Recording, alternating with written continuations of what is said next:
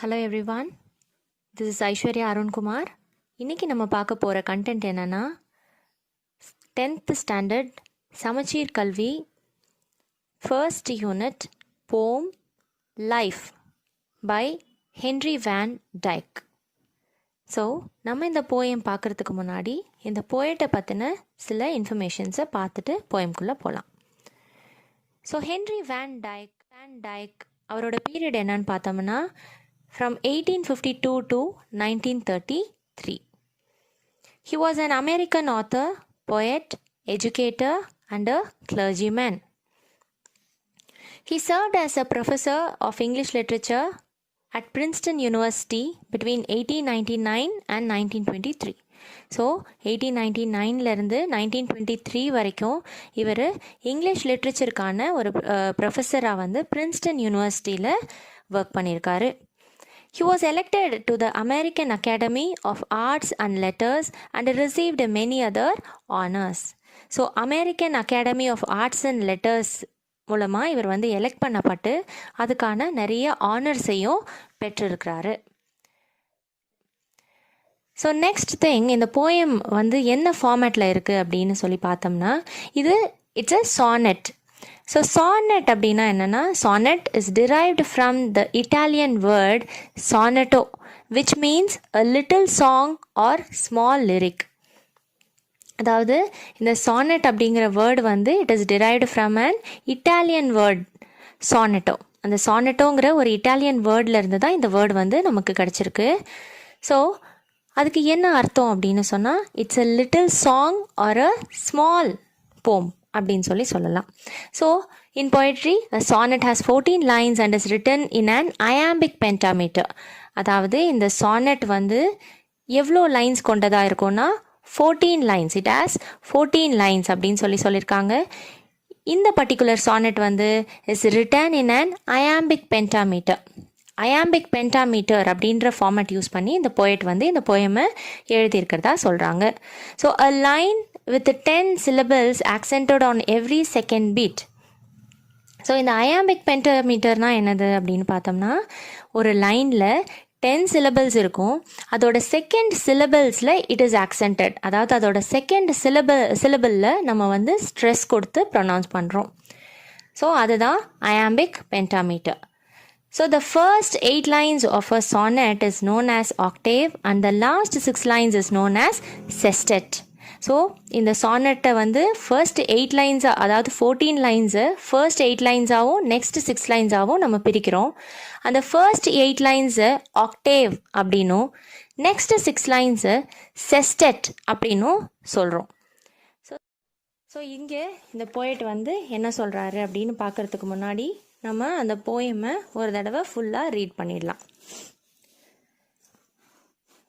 So let me but live my life from year to year with forward face and unreluctant soul, not hurrying to, not turning from the goal, not mourning for the things that disappear in the dim past, nor holding back in fear from what the future veils, but with a whole and happy heart that pays its toll to youth and age and travels on with cheer.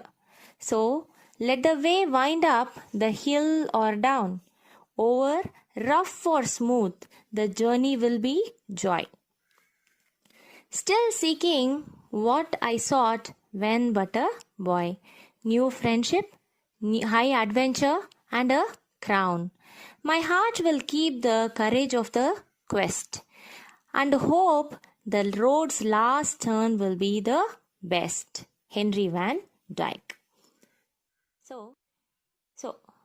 let me but live my life from year to year with forward face and unreluctant soul. அதாவது நான் என்னோடய வாழ்க்கையை வாழ நினைக்கிறேன். எப்போ ஒரு வருஷமும் நான் என் வாழ்க்கையை வாழ நினைக்கிறேன். With forward face and unreluctant soul. அதாவது எதையும் சந்திக்கக்கூடிய ஒரு மனத்தோட நான் வந்து இந்த வாழ்க்கையை வந்து வாழ நினைக்கிறேன். அண்ட் அன்ரிலக்டன்ட் சோல் அப்படின்னு, அன்ரிலக்டன்ட்னா willing டு டூ சம்திங், ஒரு விஷயத்த செய்ய நம்மளா முன் வர்றது. ஸோ அதுதான் unreluctant soul. Not hurrying to, nor turning from the goal. Not mourning for the things that disappear. அதாவது not hurrying to அப்படின்னா என்ன, not moving so fast, ஒரு விஷயத்த செய்யணும் அப்படின்னு ரொம்ப பதட்டப்பட்டு அதை மூவ் பண்ணாமல், nor turning from the goal, நம்மளோட ஃபோக்கஸ்லேருந்து, நம்மளோட கோல்கான ஃபோக்கஸ்லேருந்து டைவர்ட் ஆகிடாமல், not mourning for the things that disappear. So நமக்கு பொருட்களை, அதாவது நமக்கு இது கிடைக்கும் அது கிடைக்கும் அப்படின்னு ஒரு அழியக்கூடிய பொருட்களை நினச்சி நம்ம வந்து வருத்தப்படாமல், மோர்னிங் அப்படின்னு சொன்னால் வரியிங், ஸோ அதை பற்றி கவலைப்படாமல் நம்ம என்ன பண்ணலாம், இந்த dim past nor holding back in fear from what the future veils but with the whole. அதாவது இந்த டிம் பாஸ்ட் அப்படின்னு சொன்னால் என்னது, நம்மளோட கஷ்டமான நேரங்கள், அதாவது நம்மளோட ஹார்ட் டைம்ஸ். நார் ஹோல்டிங் பேக் இன் ஃபியர் அப்படின்னா என்ன, ஹோல்டிங்னா ஒரு விஷயத்த நினச்சி நம்ம பின் வாங்கிடாமல், ஒரு பயத்தில் நம்ம வந்து அந்த விஷயத்தில் ஸ்டாப் ஆகிடாமல், பின் வாங்கிடாமல் என்ன பண்ணணும், from what the future whales, அதாவது ஃபியூச்சர் நமக்காக என்னத்தை மறைச்சி வச்சுருக்கோ அது நமக்கு தெரியாது. ஸோ அதை நோக்கி நம்ம வந்து பயணத்தை செய்வோம். எப்படி, but with a whole and happy heart that pays its toll. So நம்ம ஹோலாகவும், அதாவது நம்மளோட முழு மனதோடையும் ஒரு ஹாப்பியான ஹார்ட்டோடையும் நம்ம வந்து ட்ராவல் பண்ணணும்னா அதுக்கான பெனிஃபிட்ஸை வந்து நம்ம வந்து பெறுவோம் அப்படின்னு சொல்லியும் சொல்கிறாரு. ஓகேவா, அடுத்தது to youth and age and travels on with cheer. So let the way wind up the hill or down. So இங்கே என்ன சொல்ல வராரு, நம்ம செய்கிற அந்த ஹாப்பி ஹார்ட்டோடையும் ஹோல் ஹார்ட்டோடையும் செய்கிற வேலைகளில் வந்து நம்மளோட யூத்லேயும் நம்மளோட ஏஜ்லேயும் வந்து அது வந்து ரிஃப்ளெக்ட் ஆகும். ஸோ நம்ம வந்து ஒரு சியரோட இந்த வாழ்க்கை பயணத்தை, இந்த ட்ராவலை வந்து மேற்கொள்ளலாம் அப்படின்னு சொல்லியும் சொல்கிறாரு. ஸோ இந்த வே, அந்த நம்ம பயணத்துக்கான அந்த வழி வந்து ஹில்லாவும் இருக்கலாம், இல்லைனா ஒரு டவுன்லேயும் நம்மளை வந்து கொண்டு போய் விடலாம். அதாவது it may be a success R a failure அப்படின்னு சொல்லியும் சொல்கிறாரு.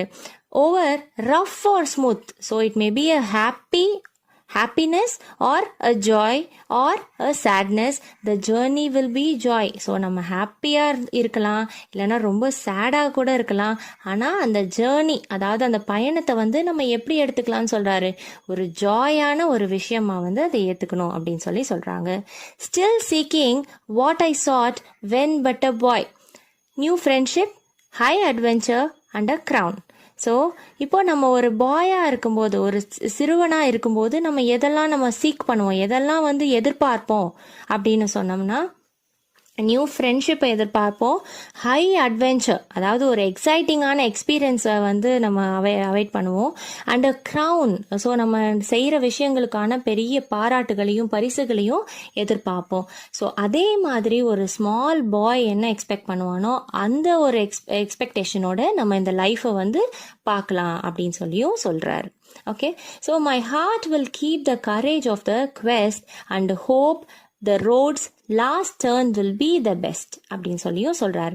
அதாவது என்னோட முழு ஹார்ட்டோட நான் என்ன பண்ணுறேன், அந்த பிரேவ், அந்த கரேஜ்னஸை வந்து நான் வச்சுட்டு என்னோட குவெஸ்ட்டை நோக்கி, அதாவது குவெஸ்ட் அப்படின்னா ஒரு லாங் சர்ச், ஸோ அந்த லாங் சர்ச்காக என்னோட ஹார்ட்டை நான் பிரேவாக வச்சுக்கிட்டு, hope the road's last turn will be the best. So நான் என்னோட ஃபைனல் டெஸ்டினேஷன் எப்படி இருக்கும், ஒரு பெஸ்ட்டான ஒரு விஷயமா தான் இருக்கும் அப்படின்னுன்ற நம்பிக்கையோட நான் வந்து பிரேவாக வந்து என்னோட வாழ்க்கை பயணத்தை, இந்த லாங் சர்ச்சை வந்து நான் வந்து ஃபாலோ பண்ண போகிறேன் அப்படின்னு சொல்கிறாரு.